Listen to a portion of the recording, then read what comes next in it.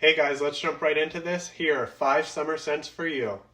Versace Porum starts with a big citrus blast. After about 30 seconds, it's all about the strong lemon note and aquatic backbone.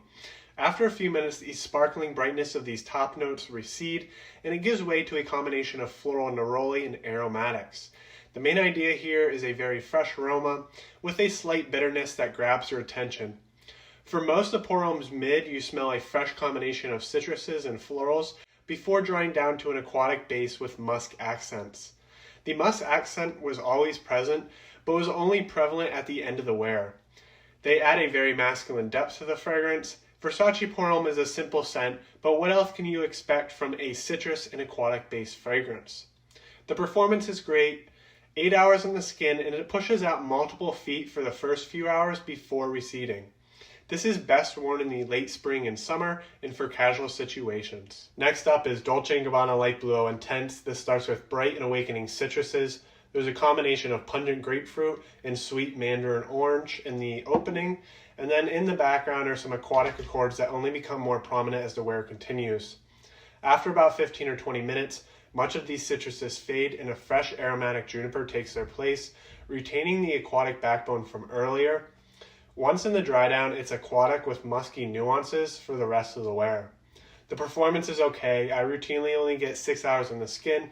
In the first 2 hours, it pushes out 2 to 3 feet, but in the last few hours, it is sitting pretty close to the skin.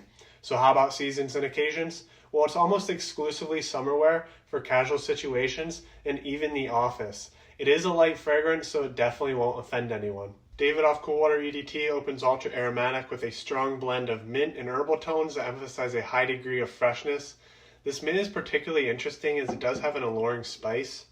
In the background, I catch wafts of dusty lavender and a faint aquatic backbone. Altogether, the opening is very well balanced. Into the mid, the fresh herbal tones are retained, and the lavender becomes more prominent, lending a greater degree of fresh, floral, and clean nuances. One thing I will note about the lavender is that it has an old school aroma rather than a classy and modern one. Cool water dries down after a few hours. Here you'll smell an enticing dose of musk with green aromatics and aquatic backbone for the rest of the wear. The performance is average. It lasts 6 to 7 hours on the skin with light to moderate projection. In the first couple of hours, it pushes out 2 feet before receding closer to the skin. Cool water is exclusively for warm weather wear. It works amazing in the summer and late spring, but any other time it just doesn't do so well, pretty typical of a fresh fragrance. Now occasions, it best fits casual and office wear.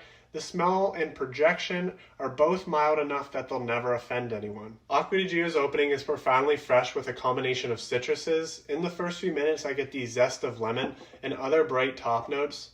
After the initial opening, the aquatic marine accords become more prominent. Throughout the wear, they become more so, and then into the dry down, the top notes have faded but left their fresh accents. After a few hours, the background has some musky and woody nuances. The scent profile may lead you to believe that this is a complex scent, but in all reality, it's just bright citruses in the beginning and aquatics for the rest of the wear. Always very fresh. Performance is not its strong point. It only lasts 6 hours on the skin, and during that period, it has light projection, pushing out up to 2 feet before receding to the skin. Its projection is a downfall, but it makes Acqua di Gio EDT versatile for any occasion, especially office wear. So how about seasons? Mostly spring and summer. Some guys wear this all year round, and that's okay, but if you want to get the most out of your fragrance, save this for the warmer months. Perry Ellis 360 Red for Men opens with a vibrant blast of lemon and lime. Both exude an overwhelming degree of freshness. Cinnamon and clove spice are present almost immediately after the first spray and linger in the background for the first few minutes.